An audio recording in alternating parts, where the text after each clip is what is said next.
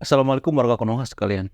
Bisakah agama itu memperbudak suatu bangsa? Bisakah agama itu memperbudak seseorang? Bisakah agama itu memperbudak suatu negara? Jawabannya bisa banget.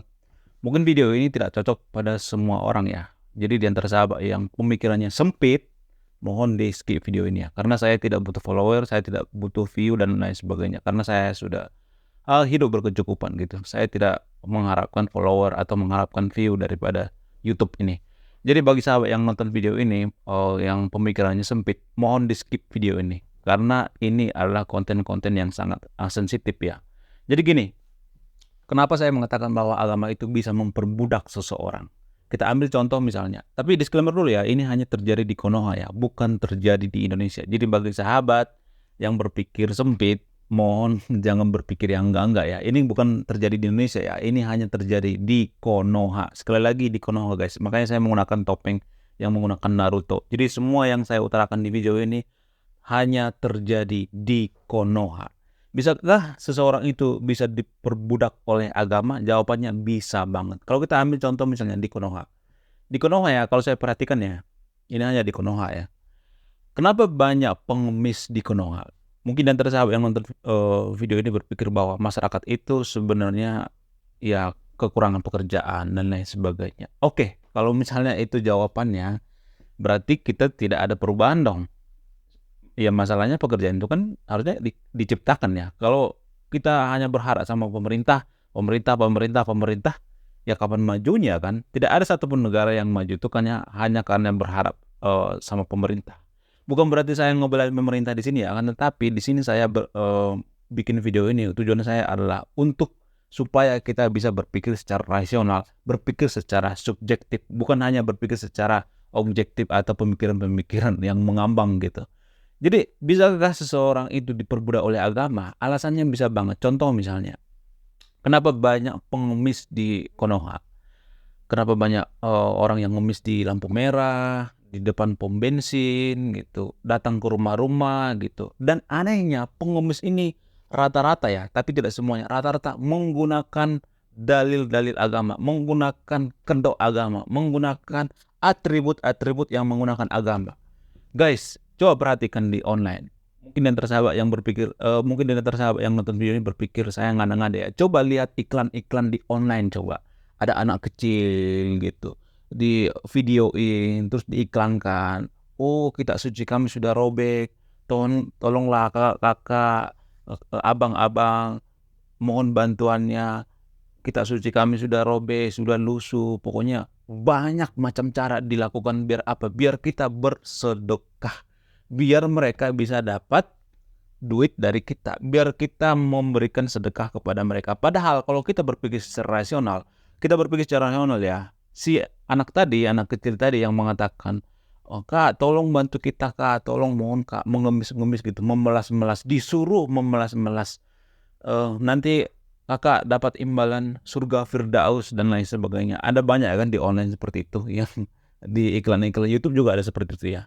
Nah, kalau kita berpikir secara rasional ya, ini kita berpikir secara subjektif ya, nggak ada tendensius agama dan lain sebagainya. Kita pure berpikir secara rasional, tidak berpihak kepada agama tertentu ya. Kalau kita berpikir secara rasional misalnya, itu kan iklannya, biaya iklan itu loh. Kalau kita mengiklankan itu mengiklankan anak kecil ini ke YouTube, kita kan punya biaya loh, biaya mengiklankan. Kenapa biaya iklan ini kita pergunakan untuk si anak yatim ini, ke pengemis ini? Nah, berarti ini kan ada unsur kesengajaan kan? Ini ada unsur diperbudak oleh mengemis-ngemis gitu, diperbudak oleh agama. Karena apa? Karena bukan agama maksud saya, tradisi beragama ya. Jadi tradisi beragama di Konoha itu saya melihat ya, tradisinya itu cenderung ya, tidak semuanya tapi cenderung artinya mengemis-ngemis dengan menggunakan kodok agama, mengemis-ngemis biar orang lain prihatin dengan kita menggunakan dalil-dalil agama, menggunakan yayasan ini, yatim piatu ini dan lain sebagainya. Pokoknya ada embel-embel agamanya. Jadi secara tidak sadar kalau kita perhatikan ya, kalau kita jeli, kalau kita perhatikan, kita itu sebenarnya diperbudak guys. Diperbudak apa? Diperbudak oleh ketergantungan kita dengan menggunakan dalil-dalil agama gitu. Padahal agama nggak menyuruh seperti itu guys. Bahkan para sahabat itu punya duit triliunan. akan tetapi mereka hidup dengan sederhana. Jadi agama itu tidak mengajarkan mengemis-ngemis. Agama itu tidak mengajarkan kita untuk malas-malasan, bergantung sama agama. Nah, yang jadi permasalahan adalah kenapa di Konoha orang-orang itu seperti diperbudak agama, terutama dalam bagian mengemis ini ya, mengemis online atau mengemis di depan pom bensin, lampu merah dan lain sebagainya, menggunakan atribut-atribut agama gitu. Kenapa? Ini ada unsur dari agama itu sendiri, lebih tepatnya tradisi dalam beragama. Jadi di dalam agama itu ada dalil yang mengatakan bahwa kita harus bersedekah. Sedekah itu adalah kewajiban kita. Sodakoh itu adalah kewajiban kita. Nah, ini yang diperalat, ini yang digunakan oleh orang-orang untuk bergantung pada atau diperbudak pada kehidupan-kehidupan yang mengemis gitu. Karena mereka sudah terbiasa mengemis, dapat duit, terus mereka nggak bakal mau lagi kerja gitu. Karena apa? Karena mereka sudah diperbudak. Namanya juga diperbudak kan. Diperbudak itu artinya kita tidak memikirkan dosa atau masuk neraka atau masuk surga. Kita nggak mikir itu lagi. Yang kita pikirkan itu adalah bagaimana kita coba supaya dapat duit dengan instan, bagaimana caranya kita dapat donasi, bagaimana caranya kita bisa mengemis tapi tidak mau kerja dengan keras. Padahal gini guys, kalau kita perhatikan ya, gue serius nih guys. Kalau saya perhatikan ya, orang-orang yang mengemis di lampu merah, yang mengemis di depan pom bensin, tapi tidak semuanya ya, tidak semuanya. Itu adalah orang-orang yang masih sehat guys, yang senyumannya masih sehat, badannya masih sehat, masih muda, tapi tidak mau kerja keras, tidak mau bekerja, tidak mau mengerjakan sesuatu yang pekerjaan. Ya, ada banyak orang misalnya kalau bekerja itu jadi kuli juga nggak jadi masalah gitu, jadi pemulung juga nggak jadi masalah. Saya lebih respect kepada pemulung gitu, respect sama pedagang-pedagang daripada pengemis. Mohon maaf ya, gak apa-apa lu mau ngomongin gua itu judes gitu, ngomongin gua sombong, gak jadi masalah. Akan tetapi saya melihat ya, ada banyak orang guys diperbudak oleh sodako gitu, diperbudak oleh apa? Sedekah, diperbudak oleh apa? Dengan gaya hidup mengemis guys. Ada banyak orang di Konoha seperti itu. Lalu apa hubungan antara agama dengan sodako atau mengemis ini? Seperti saya katakan tadi itu, karena ada dalilnya. Jadi agama itu sangat mempengaruhi kemajuan suatu bangsa. Inilah pengaruhnya agama. Jadi kalau misalnya kita mengatakan bahwa agama itu tidak ada berpengaruh kepada kemajuan suatu bangsa, sangat berpengaruh guys, sangat berpengaruh. Seperti yang saya katakan tadi itu. Orang menggunakan dalil-dalil agama untuk apa? Untuk mengemis. Orang menggunakan embel-embel agama, berkedok agama untuk apa? Untuk bersedekah gitu. Karena dalam agama tertentu di Konoha itu kan ada dalil bersedekah. Iya, saya tahu orang memanfaatkan ini, tapi justru tradisi dalam beragama ini harus dirubah guys. Saya tidak mengatakan bahwa agama itu harus dirubah, akan tetapi yang perlu dirubah itu adalah tradisi dalam beragama. Tradisi dalam beragama itu bisa dirubah. Kalau agama itu kan agak susah dirubah ya. Bukan saya berarti mengatakan harus dirubah ya. Tradisi dalam beragama ini harus dirubah. Jadi tidak ada yang mengatakan bahwa ada kewajiban sodako. No. Kalau mau sodako itu ke tempatnya aja gitu. Banyak orang memanfaatkan dalil-dalil agama untuk bersodako, bersedekah. Kalau mau bersedekah langsung aja ke tempat ya, di piatu, ke saudara kita, ke tetangga kita gitu. Jangan kita bersedekah itu. Tapi kita dibodohin gitu. Serasa kita bikin seperti orang bodoh gitu. Selain itu, agama juga bisa bikin kita rasis. Oh, kok rasis? Apa hubungannya agama dengan rasis? Nah, gini, kalau kita jeli, kalau kita perhatikan ya. Ini bukan agamanya yang salah ya. Akan tetapi, tradisi dalam beragama. Gini bro, mungkin antara sahabat yang nonton video ini, kalau umat beragama ya, pasti sering mendengar atau sering membaca gitu, dalil-dalil yang mengatakan, oh, kita harus membenci Yahudi gitu, kita harus membenci umat ini, kita harus membenci begini, kafir dan lain sebagainya. Jadi ini adalah contoh-contoh daripada agama, bukan agama ya, tradisi dalam beragama itu mengajarkan rasis guys. Jadi ini yang perlu dirubah ya. Seperti saya katakan tadi itu, bukan agamanya yang dirubah, akan tetapi tradisi dalam beragama itu harus dirubah. Ada banyak ya oknum-oknum yang sengaja mempelintir ini untuk apa? Untuk kepentingan pribadinya. Kalau misalnya dia kampanye ya di Konoha kan banyak seperti itu ya. Misalnya kampanye mau jadi gubernur, mau jadi bupati dan lain sebagainya. Maka akan menggunakan embel-embel agama. Dengan apa? Dengan menghajar lawannya. Misalnya lawannya non-muslim misalnya. Contoh, ini hanya di Konoha ya, bukan di Indonesia ya. Maka dia akan dikafir-kafirkan gitu. Diambil ayat-ayat yang mengharuskan kita harus memilih yang satu iman gitu. Ya jujur-jujuran aja, jangan bohong lah ya. Saya nggak suka terlalu menutupi gitu. Ya jujur-jujurannya. Ada banyak orang menggunakan seperti itu. Jadi tradisi dalam beragama ini harus dirubah guys. Bukan agamanya yang dirubah, akan tetapi tradisi dalam beragama semacam ini tidak baik guys. Tradisi beragama itu mau mengajarkan rasis. Itu agama apa bukan sih? Coba kita berpikir secara rasional. Jangan kita ada tendensius ya. Misalnya kita karena beragama umat A, jadi kita harus mendukungnya gitu. Makanya saya bikin channel ini agnostik, itu artinya biar saya bisa tidak ada tendensius gitu, tidak ada keberpihakan gitu. Jadi saya pure gitu, tidak berpihak pada agama tertentu. Kalau kita berpikir secara rasional misalnya, agama itu atau tradisi dalam beragama itu bisa membuat manusia itu jadi rasis guys. Ada banyak kejadian-kejadian di dunia ini. Saya tidak perlu menjelaskan secara detail ya. Ada misalnya dua negara tertentu yang perang misalnya. Salah satu kita bela gitu. Karena apa? Karena kita satu iman gitu. Nggak ada alasan lain. Kalau beda iman kita nggak dukung gitu. Kalau mayoritas dengan agama kita dukung. Jujur-jujuran aja, jujur-jujuran. Saya nggak suka terlalu menutupi gitu. Jujur-jujuran aja. Jadi tradisi dalam beragama seperti ini saling membenci atau menjatuhkan umat lain misalnya, atau menjelek-jelekan agama lain misalnya, atau menjelek-jelekan negara lain misalnya. Ini yang perlu kita rubah. Tradisi dalam beragama seperti ini yang perlu dirubah guys. Nah, yang jadi pertanyaan adalah kenapa hal ini bisa terjadi? Apa penyebabnya? Apa iya agama itu bisa, tradisi beragama maksudnya, tradisi dalam beragama itu kita mengajarkan rasis? Sebenarnya gini guys, kalau kita belajar agama itu ya, kita nggak boleh setengah-setengah. Artinya gini, ada ayat-ayat tertentu, nanti googling sendiri ya, saya tidak bisa mengucapkan dalilnya di sini ya. Ada ayat-ayat tertentu yang mengatakan bahwa kita harus membenci umat Yahudi gitu, kita harus rasis kepada umat Yahudi gitu, kita harus membenci negara ini, kita harus membenci umat lain dan lain sebagainya. Kenapa ini bisa terjadi? Ini adalah karena alasan yang pertama ya, karena eksklusivitas sebuah agama. Jadi agama itu ya, terutama agama Samawi ya, mereka menganggap bahwa mereka yang masuk surga gitu. Jadi agama lain itu tidak ada di surga gitu. Jadi ada semacam klaim sepihak gitu. Jadi nggak tahu saya kenapa bisa seperti ini. Tapi ya memang seperti itu ya tradisi dalam beragama. Ya kalau perlu dirubah lah gitu tradisi dalam beragama seperti ini. Terus alasan kedua misalnya, jadi kalau kita memahami agama itu tidak boleh setengah-setengah guys. Artinya gini, kita membenci Yahudi di kitab ayat tertentu itu, di kitab agama tertentu itu adalah sepenggal. Artinya gini, itu bagian dari penggalan cerita gitu. Cerita apa? Kisah-kisah waktu zaman dulu perang gitu. Kalau dalam kondisi perang ya nggak jadi masalah ya.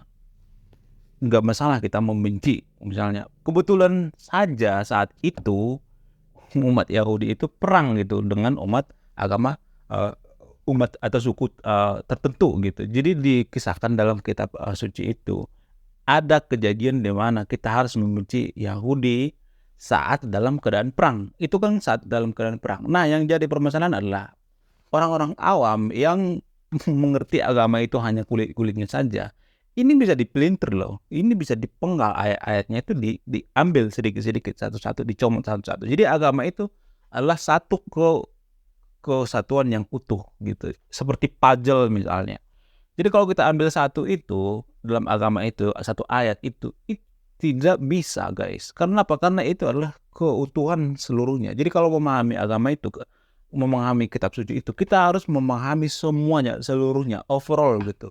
Jadi ada banyak di Konoha yang saya melihatnya mengambil sepenggal-penggal gitu, seperti puzzle ya, ngambil satu gitu.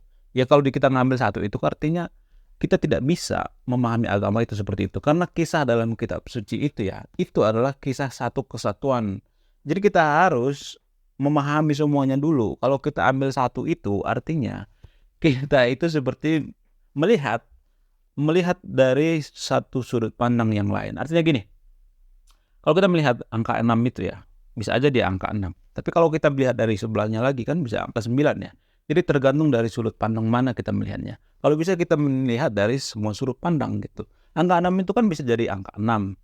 Kalau dari samping kan atau dari atas itu kan bisa jadi angka 9 kan. Jadi dari mana kita melihatnya sudut pandangnya. Jadi memahami agama itu tidak boleh dengan hanya satu sudut pandang. Jadi saya melihat ya di Konoha itu banyak orang di Konoha berpikir seperti itu. Beragama itu cuma sebatas tenggorokan. Tidak memahami kitab sucinya itu seperti apa. Kondisi apa. Konteksnya yang paling utama. Tidak memahami konteksnya di mana. Jadi ini yang dipenggal-penggal gitu. Biar apa? Biar menjatuhkan lawan politiknya terutama ya. Makanya saya katakan di video saya sebelumnya. Kalau bisa agama itu harus dipisah dengan politik. Karena apa? Karena politik itu kotor guys. Politik itu tidak mengenal kawan dan lawan. Hari ini bisa kawan, besok jadi lawan. Jadi ini tidak bisa diseret-seret. Politik itu nggak bisa dimasukkan ke agama. Artinya agama itu tidak bisa diseret-seret ke politik. Karena politik itu adalah kotor. Kalau kita memasukkan yang kotor ke yang suci, maka yang suci juga akan kotor kan. Agama juga akan kotor kan. Jadi makanya saya katakan kalau bisa agama itu dipisah dengan politik. Selain itu agama juga punya tanah air masing-masing ya. Gini guys, maksudnya. Jadi kalau agama itu ya punya tanah airnya seperti di Konoha misalnya. Tanah air agama di Konoha itu ya di gurun pasir ya biasanya. Ada yang di Israel misalnya, ada yang di India misalnya, ada yang di Borobudur misalnya. Pokoknya macam-macam. Jadi agama dengan negara itu tanah airnya itu beda-beda sehingga ya kalau kita didoktrin untuk nasionalis itu sangat susah. Karena apa? Karena agama dengan negara itu punya dua tanah air yang berbeda. Agama punya tanah air sendiri, agama juga negara juga punya tanah air sendiri. Jadi kalau misalnya kita didoktrin untuk setia terhadap negara itu menurut saya itu sangat susah. Bisa tapi sangat susah. Karena apa? Karena gini, jujur aja ya, jangan ada yang ditutupin ya. Saya nggak terlalu suka sama orang yang manis di bibir di hati lain gitu. Kalau misalnya di antara sahabat yang nonton video ini saya tanya, mungkin Anda rata-rata umat beragama ya. Kalau misalnya disuruh memilih ada negara yang perang misalnya, agama kita mayoritas, terus agama lain negara A misalnya mayoritas dengan agama kita, seiman dengan kita. Terus negara B misalnya beda iman dengan kita atau tidak satu agama dengan kita. Mana yang kita pilih kalau mereka perang? 99 orang pasti memilih yang seiman, yang seagama. Jadi ini sangat berbahaya guys, demi kesatuan dan kesatuan Republik Indonesia. Jadi kenapa saya mengatakan bahwa agama itu sangat mempengaruhi kemajuan satu bangsa? Inilah ya salah satunya. Karena kita tidak bisa setia dengan negara kalau kita masih punya dua tanah air. Gimana ceritanya kita mau setia sama negara, memajukan suatu negara kalau kita punya dua tanah air? Contoh misalnya di Konoha. Di Konoha misalnya ada satu provinsi yang ribut gitu, tidak pernah kita perhatikan, di situ cocok mulu gitu, konflik mulu. Nah terus kadang kita berpikir ngapain sih kita memperhatikan itu kan bukan agama kita, seagama kita, beda dengan agama dengan kita, itu bukan seiman. Jadi cenderung ya, tapi tidak semuanya orang berpikir seperti itu. Cenderung kita berpikir bahwa provinsi ini bukan provinsi yang perlu diperhatikan gitu. Kadang kita lebih memperhatikan negara yang jauh ribuan kilometer daripada seprovinsi dengan kita, senegara dengan kita. Bahkan tetangga kita beda iman dengan kita. Kadang yang kita perhatikan itu yang jauh ribuan kilometer yang seiman dengan kita. Jauh ribuan kilometer, puluh ribuan kilometer di negara lain daripada tetangga kita yang kelaparan. Kita tidak pernah memperhatikan. Karena apa? Karena beda iman. Jadi jujuran aja ya, kalau misalnya ada dua orang nih yang beda agama gitu, seagama dengan kita atau beda agama, si A misalnya dia minta bantuan sama kita, sama-sama lapar misalnya, kita punya satu misalnya, kita kasih ke siapa? Ke si A apa ke si B? Yang seiman dengan kita apa yang beda iman? 99 orang akan memilih yang seiman. Itulah berbahayanya kalau kita itu punya dua tanah air. Ya, mungkin agak pahit ya, tapi ini adalah keresahan saya selama ini. Kalau saya perhatikan ya, karena saya alami sendiri gitu, saya meneliti, saya memahami gitu. negara itu tidak akan bisa maju kalau kita punya dua tanah air. Amerika itu, contoh Amerika, kenapa Amerika maju bisa superpower? Mereka itu doktrin mencintai tanah airnya apapun yang terjadi. Jadi di sana itu tidak ada punya dua tanah air. Tidak ada guys, di Amerika itu tidak punya dua tanah air. Jadi sebuah negara yang punya dua tanah air itu gak bakal bisa maju. Karena apa? Karena kita akan menggunakan standar-standar ganda. Kita tidak akan bisa setia kepada negara karena kita punya tanah air sendiri-sendiri. Jadi kalau ada agama tertentu, misalnya seperti di Konoha, misalnya yang punya tanah air sendiri itu, dia seperti mendirikan sebuah negara di dalam negara. Jadi ini sangat berbahaya guys. Ya, ini sangat berbahaya karena mereka juga punya tujuan politik masing-masing. Mereka juga punya bendera yang beda dengan suatu negara. Jadi suatu negara kalau mau maju itu harus punya satu tanah air, tidak boleh dua tanah air. Makanya dulu zaman Soeharto itu kan pernah kita hampir mau jadi negara maju. Karena apa? Karena saat itu kita didoktrin tanah air Indonesia itu adalah suatu kesatuan. Maka saat itu tidak pernah terjadi namanya politik identitas. Zaman Soeharto nggak pernah kan namanya penggusuran rumah ibadah gitu, ribut masalah agama, nggak pernah itu. Nggak pernah misalnya beda agama itu ribut, nggak pernah. Sekarang ini kan yang ribut. Bahkan demokrasi seakan-akan mau motori, seakan-akan mewadahi keributan yang beda agama ini. Buktinya di politik juga sudah masuk politik identitas dan lain sebagainya. Jadi inilah yang perlu diperhatikan oleh pemerintah ya. Sebuah negara itu kalau dua tanah air itu tidak akan pernah bisa maju. Selain itu, tradisi dalam beragama yang perlu saya kritik ya, ini tradisi dalam beragama ya, yaitu hafalan. Jadi dalam agama tertentu itu ada namanya atau istilahnya kalau kita menghafal ayat-ayat tertentu kita punya amalan. Kalau kita bisa menghafal ini punya nanti ada nanti berkah gitu, pokoknya macam-macam lah. Nah, kalau kita berpikir secara rasional ya, ini berpikir secara rasional ya, ini hanya terjadi di Konoha ya, bukan di Indonesia. Sekali lagi ini hanya terjadi di Konoha. Tradisi dalam menghafal ini dari agama itu terbawa-bawa di kehidupan sehari-hari. Bahkan di sekolah juga seperti itu. Kita disuruh menghafal. Di negara maju nggak ada hafalan. Mungkin ntar sahabat berpikir, bagaimana caranya kita bisa paham kalau kita tidak hafal? Oke, saya patahin ya. Prinsipnya gini guys. Di antara sahabat yang nonton video ini, masih ingat nggak? Halaman 10 pelajaran matematika waktu kelas 2 SD. Masih ingat nggak? 99% orang yang nonton video ini pasti tidak ingat. Kecuali dia buka bukunya lagi ya, waktu SD kan. Nggak bakal ingat guys. Jadi itulah alasannya kenapa menghafal itu adalah kasta terendah dalam ilmu pengetahuan. Kenapa kasta terendah? Karena gini guys, otak kita itu cara kerjanya gini. Kalau misalnya informasi itu sudah tidak diperlukan lagi, unfaedah, tidak penting lagi, file-filenya itu tidak diperlukan lagi, maka itu akan terhapus secara otomatis. Jadi kalau misalnya kita menghafal sesuatu yang tidak kita perlukan, padahal kan dulu waktu SD, waktu SMP atau SMA, guru matematika atau guru bahasa Indonesia, semua guru kan mengatakan, ini mungkin akan keluar di ulangan, ini akan mungkin keluar di ujian, makanya dihafal, terus dihafal, mengedepankan hafalan. Tanpa kita diajarkan bagaimana cara critical thinking, kita berpikir secara rasional, bagaimana kita memahami, bagaimana kita membantah argumen dan lain sebagainya, bagaimana kita menganalisis.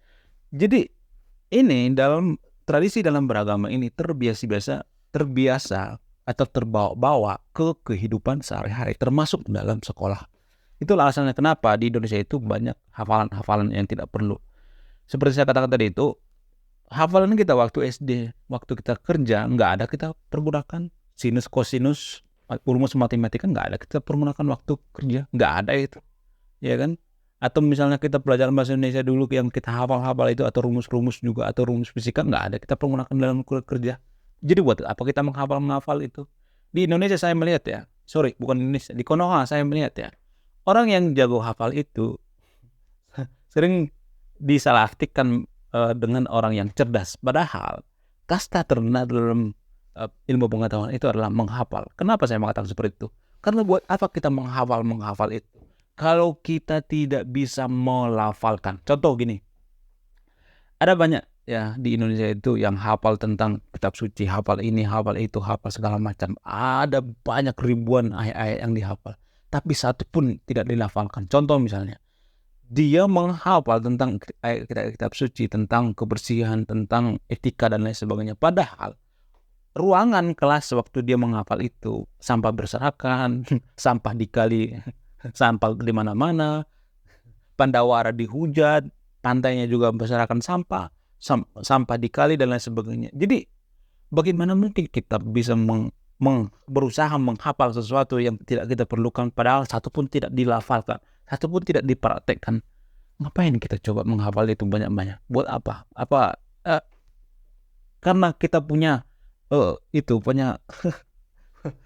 punya nanti kita masuk ke akhirat gitu, kita punya amalan gitu dan lain sebagainya. Coba kita berpikir secara rasional, buat apa kita menghafal itu?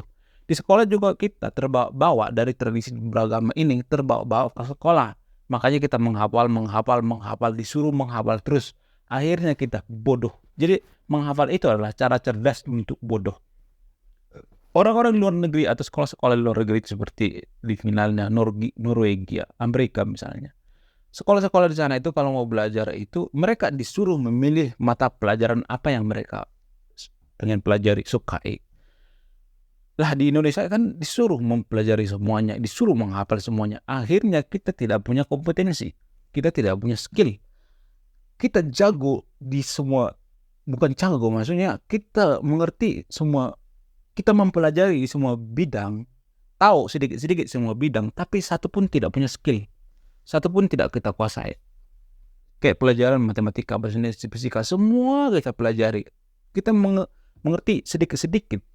Tetapi kalau misalnya ditanya, skill kamu di mana? Fokus kamu di mana? Kenapa Indonesia itu atau rata-rata lulusan Indonesia itu tidak punya skill? Karena apa? Karena kita disuruh mempelajari banyak hal, tetapi kita tidak disuruh untuk fokus pada satu skill tertentu. Padahal waktu kalau kita kerja ya, kalau misalnya kita lulus nih, yang ditanya sama perusahaan itu apa? Skillmu apa? Kita harus spesialis, bukan generalis.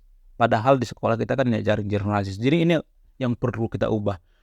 Faktornya apa? Faktornya tadi tradisi dalam beragama itu ke bawah ke sekolah, ke bawah ke kehidupan kita sehari. Ini yang perlu kita ubah. Selain itu, agama juga bisa mempengaruhi kita untuk memikirkan akhirat tiap hari. Kita berpikir bahwa hanya dengan menggunakan ritual-ritual agama itu kita bisa masuk surga. No, tidak segampang itu. Ferguson. Jadi gini, di Konoha ya banyak orang berpikir bahwa dengan melakukan ritual-ritual agama itu, maka mereka itu akan bisa masuk surga. Padahal itu adalah kesalahan besar. Karena apa? Karena gini, itu sama seperti penjudi ya. Dengan melakukan misalnya trik-trik tertentu gitu, main sesuatu gitu, atau main domino, atau main kartu gitu, dan lalu dapat upah gitu, dapat duit gitu. Itu sama seperti penjudi guys. Jadi orang yang melakukan melakukan ritual agama itu dan berharap masuk surga, itu sama seperti prinsip orang penjudi gitu. Ini yang perlu kita rubah. Karena gini, menurut saya pribadi ya, walaupun kita sampai mulut kita itu berbusa-busa gitu tiap hari gitu, melakukan ritual-ritual gitu, melakukan apa segala macam, kalau perbuatan kita, kelakuan kita itu tidak ada kontribusi terhadap negara, tidak mengentaskan kemiskinan, tidak berguna bagi sesama, kerjanya cuman nipu dan lain sebagainya, ngibul gitu, ngata-ngatain orang gitu, nyinyir gitu. Bagaimana mungkin masuk surga coba? Kalau kita berpikir secara rasional, apa bisa ada orang seperti itu ya? Masuk surga, pengen masuk surga tapi hanya melakukan ritual. Itu adalah penjudi guys. Itu adalah berarti seorang penjudi. Jadi sangat susah ya kalau, makanya saya katakan di video-video saya sebelumnya, mohon maaf ya, Aki 78 itu nggak bisa guys, nggak bisa dikasih agama. Karena apa? Karena agama itu akan dimanfaatkan. Kalau misalnya kita tanya nih bagi orang yang berpikir bahwa yang berorientasi akhir itu, kalau kita tanya, kenapa kamu cuma melakukan ritual-ritual ibadah tanpa melakukan pekerjaan-pekerjaan? Ya surga mah kan hak prerogatif Tuhan gitu. Ya surga mah kan Itu kan karunia dari Tuhan gitu. Jadi pasti dia akan mencari jawaban-jawaban yang akan bikin kita seperti orang bodoh gitu kalau bertanya seperti itu. Akan mematahkan argumen kita. Padahal kalau kita berpikir secara rasional, mana mungkin? Emang Tuhan itu bodoh gitu. Kalau misalnya cuma melakukan ritual-ritual gitu, ngapain kita harus kerja? Ya udah ritual aja tiap hari kan. Ngapain kita harus kerja? Justru saya melihat ya, orang yang paling banyak masuk neraka itu ya orang-orang di Konoha gitu. Karena apa? Karena menggunakan dalil-dalil agama untuk nipu, untuk ngemis gitu, untuk membodohi orang lain gitu, jualan agama dan lain sebagainya. Justru yang kita cap seperti negara ateis itu seperti Singapura misalnya, seperti Norwegia, Finland atau Amerika misalnya, bisa aja dari situ banyak orang yang masuk surga. Karena apa? Karena mereka nggak peduli dengan agama gitu. Ya nggak peduli dengan agama artinya gini, mungkin Tuhan melihat dari kelakuannya kan. Mungkin Tuhan bisa memasukkan orang itu ke surga kan dari kelakuannya. Dia tidak mengharapkan imbalan surga gitu. Padahal kita kan melakukan ritual agama itu, tujuan kita apa sebenarnya? Iya jujur aja, ke surga kan. Kalau nggak ada surga ngapain kita melakukan itu? Ya kan? Capek-capek. Makanya banyak orang di Konoha itu berpikir, ya hidup di dunia mah cuma 30 tahun, 60 tahun, nanti di akhirat selamanya. Jadi banyak orang bersembunyi di balik itu. Dan dia tidak menggunakan tanggung jawabnya di dunia gitu. Hidup hanya malas-malasan gitu. Hidup tidak ya mudah menyerah gitu. Ada masalah dikit mudah menyerah, mudah menyalahkan keadaan gitu. Ini yang paling parah, menyalahkan keadaan dikit-dikit, menyalahkan keadaan dikit-dikit, menyalahkan keadaan, menyalahkan pemerintah. Oh pemerintah jolim, oh pemerintah korupsi. Padahal gara-gara dia aja nggak kebagian. Coba kalau dia kebagian, dia kan nggak bakal ngutuk-ngutuk pemerintah. Jadi korupsi di Konoha itu banyak orang benci dengan koruptor karena mereka nggak kebagian guys. Coba kalau mereka kebagian, bukan karena mereka peduli dengan negara. Orang itunya juga beda, tanah airnya juga beda. Tanah air negara dengan tanah air ini agamanya juga beda, ya kan? Mereka nggak peduli dengan negara, mereka hanya peduli dengan dirinya sendiri. Mereka hanya peduli karena mereka tidak dapat hasil korup itu. Coba kalau mereka kebagian misalnya, mereka akan diam aja. Jadi di Konoha itu banyak orang, pemerintah korupsi, padahal gara-gara dia nggak kebagian aja kan. Kalau misalnya ada yang mengatakan, ini semua karena pemerintah kita jolim, gua amanah, korupsi di mana-mana. Gua patahin lagi guys, gini. Negara yang pemerintahannya itu korup, itu biasanya masyarakatnya korup juga guys. Seperti misalnya terobos lampu merah, pungli gitu, parkir liar gitu. Melakukan tindakan-tindakan yang penipuan dan lain sebagainya. Biasanya masyarakatnya itu juga melakukan hal yang sama guys. Jadi pemerintah itu adalah gambaran dari masyarakatnya, produknya di masyarakat. Jadi kalau kita mau melihat suatu negara baik atau buruknya, ya lihatlah pemerintahannya. Kalau misalnya disuruh nih, misalnya nih pemimpin Indonesia itu Xi Jinping misalnya, apa bisa kalau Indonesia maju? Yang ada Xi Jinping di demo kan, dikata-katain kafir gitu, dikata-katain komunis gitu. Jadi sebenarnya yang bikin negara kita tidak maju itu sebenarnya kita sendiri, pemikiran kita sendiri, pemikiran kita itu yang terlalu berorientasi dengan akhirat. Disuruh cepat berangkat ke akhirat nggak mau gitu. Padahal tanggung jawabnya di dunia nggak dilakukan gitu.